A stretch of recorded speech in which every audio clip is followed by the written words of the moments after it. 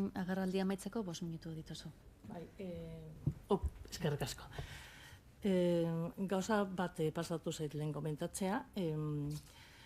Gaur egun teknologia berriekin ikusi egiten da, adibidez, adimen artifizial sortzailea lagungarria izan aldala, ondo bideratuta, eredu onak mandatabar, personalizazioa, ikaskuntzaren personalizazioa, dibertsitate osoari erantzun inklusibo bat emateko, erabilgarria da.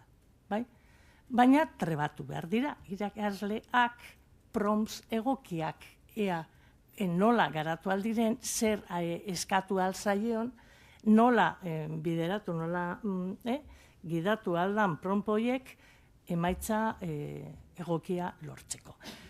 Aukera hori aprobetsatu beharko genuke. Eta bestetik, liburu hau adibidez, superpraktikoa da, bertako egileek adimen handiko familiak dira, irakasleak dira, formazio jaso dute nolako arreta emon behar dan, eta bere esperientzia, ze hau praktikara eramaten dute haien geletan, esperientzia irakasle guztien esku izten dute. Eta sortu egin dute adibidez, liburu hau, helburu horrekin. Eta adibidez, badago Castilla-La Mantzan, bi erreferente, Paulina Banfalbi eta Marta Touron, hoien aholkularitzarekin, gida bat, atera berri dute, ez dakit, aste bat edo darama, gauza bera. Baliabideekin edo haien plantamenduekin. Nola egin beharko zen, nola hobetu daiteken identifikazioa eta nolakoa izan behar da arreta eskoletan. Nik uste dut referente horiek, aprobetsatu behar ditugula, penagarria da biak erderaz daudela.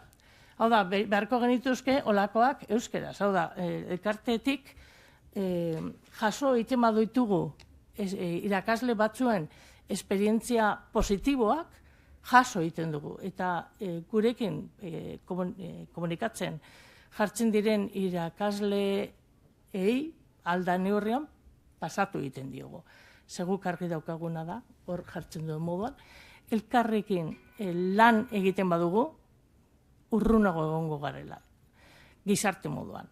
Ze pertsona hauek, aur eskola daudenak edo urrengo mailetan daudenak, haien potentzia guztia garatzeko aukera baldin badokate, gizarte moduan asko dugu irabazteko. Asko. Denon onerako izango dalako. Bai? Eskerrik asko, tanoi, holan aukera hau emote gaitik. Eskerrik asko zuri, batzorde guztian izenean, etortzaitik eta salpenak emateaitik.